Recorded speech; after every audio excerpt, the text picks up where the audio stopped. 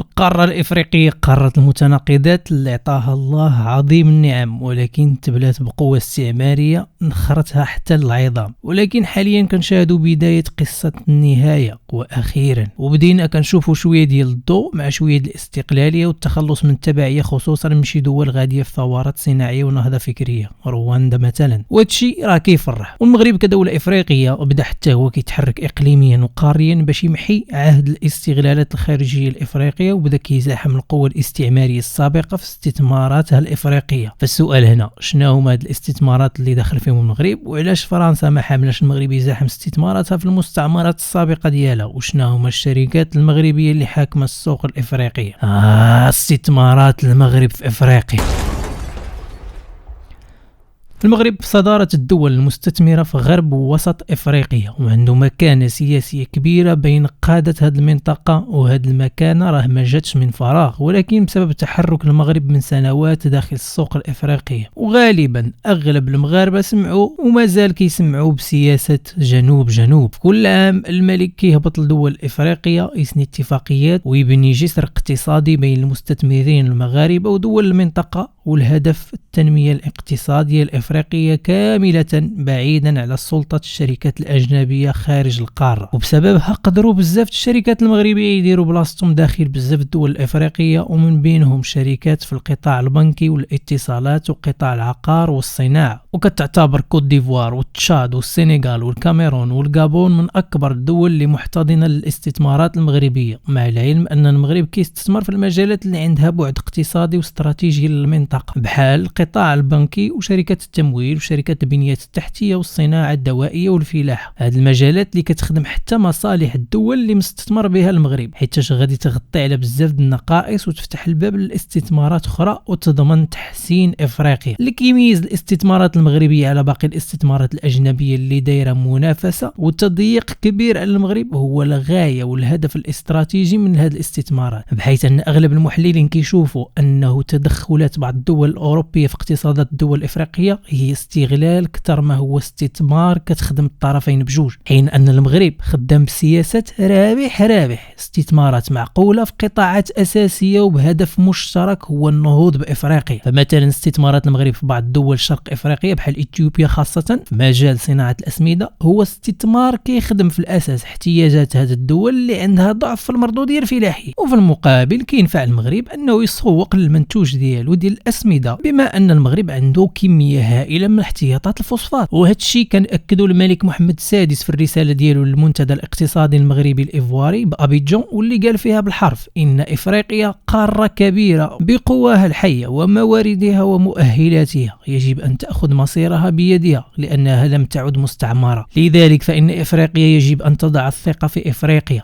إنها بحاجة أقل للمعونة وتحتاج إلى المزيد من الشراكات ذات الفائدة المتبادلة. إنها ليست بحاجة إلى المساعدة الإنسانية بل إلى مشاريع في التنمية الاقتصادية والاجتماعية. مع العلم أن الملك محمد السادس في هذا 20 عام الأخرى دار أكثر من 50 زيارة ل 30 دولة إفريقية، تداروا بسببها أكثر من 10 ديال الاتفاقيات لتسهيل الاستثمارات والمبادلات التجارية، وأيضا اتفاقيات التعاون الاجتماعي والاستراتيجي اللي غادي تخدم إفريقيا. وكمعلومة من بين هذه الاتفاقيات كاينين منهم اللي عندهم علاقة بالبعد الديني، حيث المغرب هو قبلة الأئمة وطلبة العلم الشرعي لأغلب الدول الإفريقية. واحد الإحصاء درته مديرية الدراسات والتوقعات المالية التابعة لوزارة المالية لقاو أن في 2019 تزادت نسبة الصادرات ديال المغرب داخل القارة الإفريقية أكثر من 11%، بما يقارب 21.6 مليار درهم، اللي كان كيمثل تقريبا 7.7% من صادرات المغرب كاملة. هادشي في 2019، فما بالك في الأرقام اللي غادي تكون في 2023. وكمعلومة كتعتبر الاستثمارات في القطاع البنكي من أكبر الاستثمارات ديال المغرب في إفريقيا، بحيث أن المغرب عنده فروع ديال بنوك وأسهم بنكية في أكثر من 20 دولة في إفريقيا، أغلبها من منطقة غرب إفريقيا. وزيد عليها حتى مصر، بحيث في 2016 تجاري وفا بنك غادي تشري بنك باركليز مصر، وغادي تزاحم البنوك المصرية اللي حاكمة القطاعات المالية في مصر. والمغرب مع بزاف ديال الدول الإفريقية خدامين على واحد المشروع مهم بزاف سميتو مشروع منطقة التجارة الحرة القارية الإفريقية، واللي الغرض منه تسهيل المعاملات الاقتصادية والتجارية بين الدول الإفريقية. حاليا ماشي غير المغرب اللي داير ثورة في الاستثمارات الافريقية، ولكن كاينين منافسات جداد من عند الصين والهند وتركيا وماليزيا والبرازيل اللي حتى هما شافوا ان السوق الافريقية سوق غنية وصالح فيها الاستثمارات. وهذا الشيء راه ماشي عيب، المهم غير ما تكونش ديك النظرة الاستعمارية واستغلال الثروات باسم الاستثمار.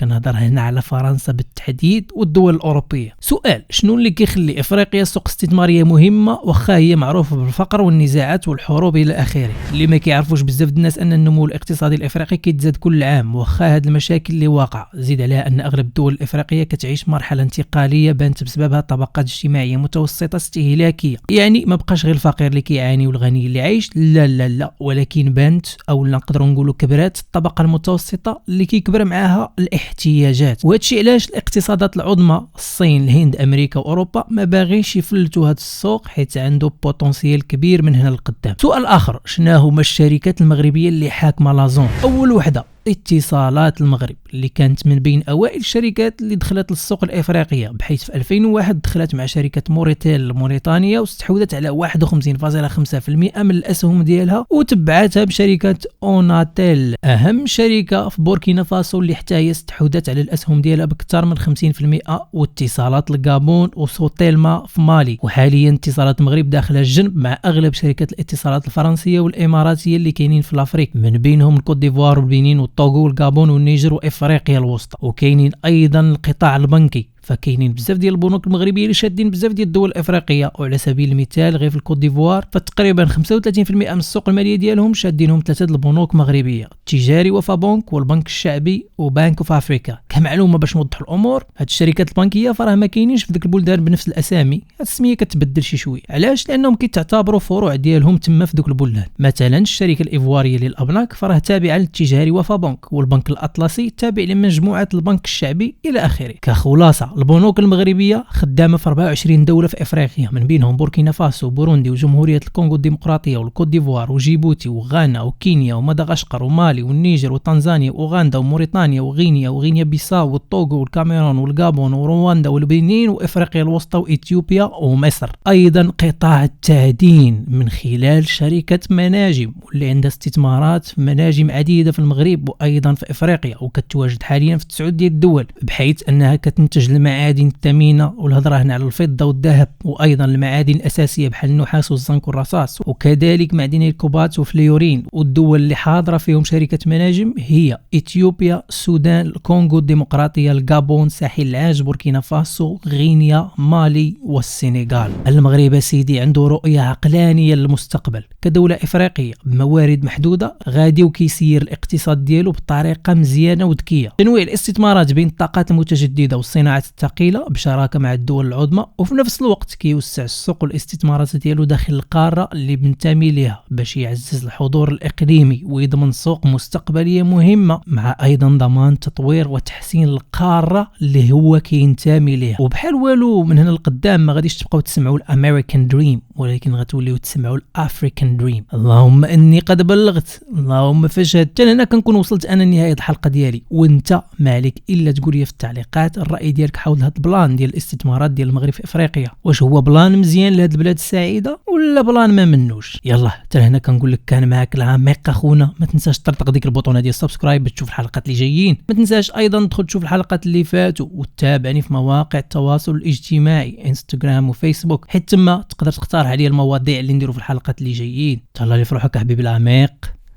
هاي